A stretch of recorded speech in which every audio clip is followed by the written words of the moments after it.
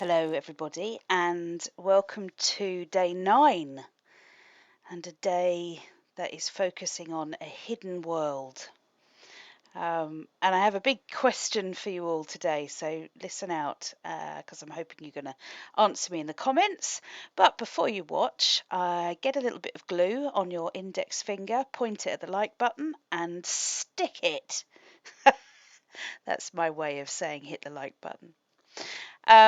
So today we're going to be using embossing powder and a heat gun. And I've got these stamps by Stamp Doodles. We're going to start off in a way that we've already done. We're going to repeat day 1, which is adding a line to some watercolor paint using a piece of cotton. And then I'm going to add some salt. And so I'm going to start with a wet background and add my favourite colour, Payne's Grey, and also some black into it. And I want quite a thick layer of paint. I want this background to be quite dark. So for me, I took the prompt hidden world to be quite literal. I wanted there to be a world trapped in this pebble that you can't really see unless you really look. There's something therapeutic about that, I think, for me, about sometimes we can easily read people at face value, and it's really important actually to spend time with somebody, really look, really understand who they are, but also to do that for ourselves. Like we can start taking ourselves at face value and be very surfacey about ourselves, but actually taking a deep look into who we really are and discovering our own internal hidden world is quite important. That's my thought today. Anyway, that wasn't my question.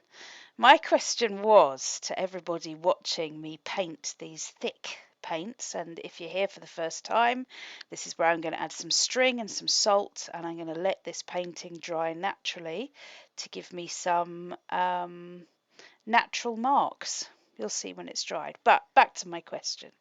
My question is, when you were a child, did you believe in hidden worlds, and what did you believe was in them?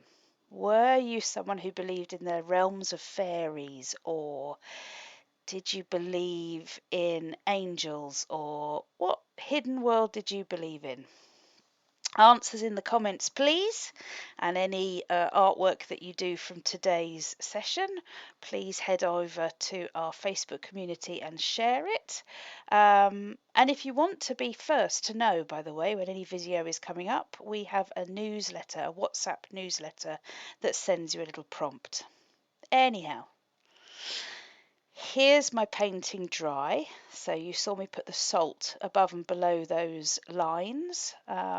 More information on kind of working like that with watercolour is in the pebbles before, but you can see there I lift that cotton up once it's dry, and I've got these really interesting marks.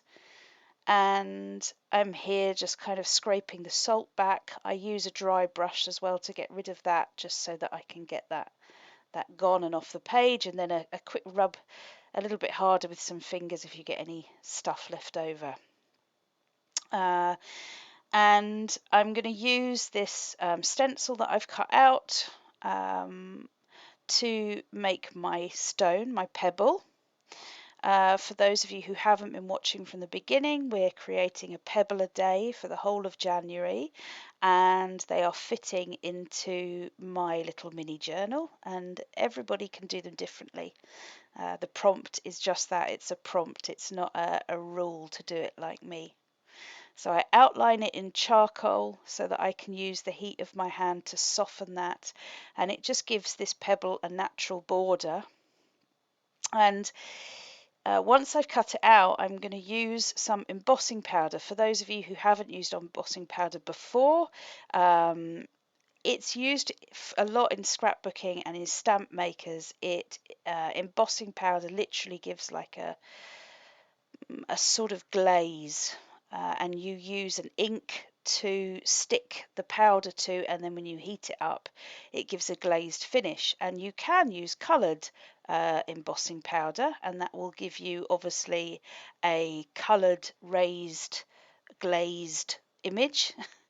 But because I wanted this world to be hidden, I'm using clear embossing glaze, and my hope, fingers and toes crossed, is that when it's all stamped and dried, you won't be able to see the hidden little cottage unless you hold it in the right light. So let's see if it works. So the steps of embossing is you stamp with the embossing pad, a bit like you would with a normal ink pad. You transfer that ink to your surface, in which case here is my pebble, and then you dust it over with embossing powder, and then you heat it up with a heat gun, and ta-da! Let's see what happens.